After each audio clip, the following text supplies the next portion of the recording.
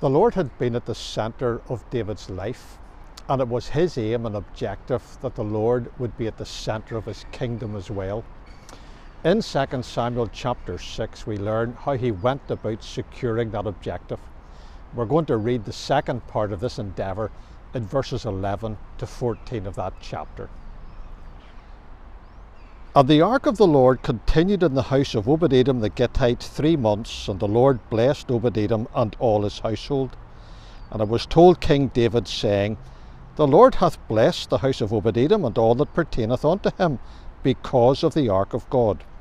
So David went and brought up the ark of God from the house of Obed-Edom into the city of David with gladness.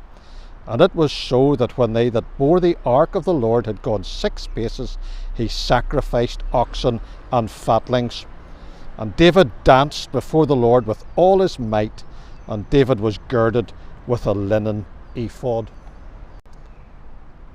I think that I might have talked previously in these videos about putting together flat pack furniture. Ever since I started to do this when Elizabeth and I were first married 36 years ago, I developed a very methodical process. Lay out the pieces, check that everything is there, follow the step-by-step guide on the way through. Now, we all know that there is a right way to go about things, and of course there are a multitude of wrong ways, but not everyone goes about a job according to the pattern that is set out. Now, whenever it comes to the things of God, there is a pattern. We find it in the Word of God. God is a God of order, and the things that he sets out are not random or arbitrary. They are purposeful. They're designed to reflect God's own person and to teach us lessons about himself.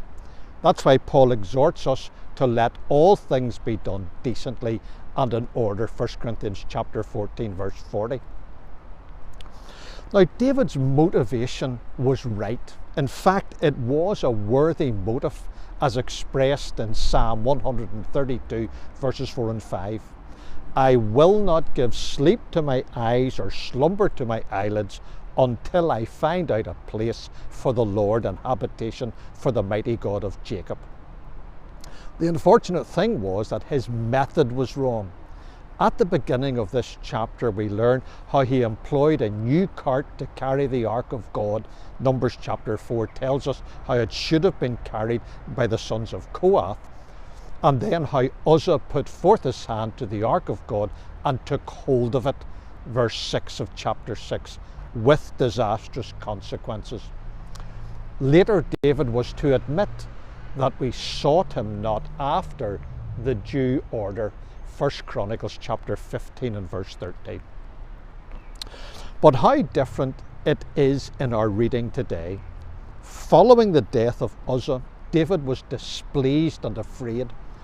But whenever he heard that the Lord hath blessed the house of Obed-Edom because of the ark of God, verse 12, he remembered that God wanted to bless his people.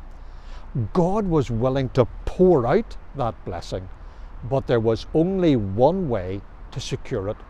It was by obedience to his word, by following God's pattern. Now, we can see that willing obedience on this occasion in these words. When they that bore the ark of the Lord had gone 6 paces, he sacrificed oxen and fatlings, verse 13. And we see the blessing upon the people and the good things that were distributed later on in verse 19 of this chapter. You see, whenever God gets his place, we his people get our portion. So it is no wonder that they brought up the ark of God with gladness, as verse 12 tells us.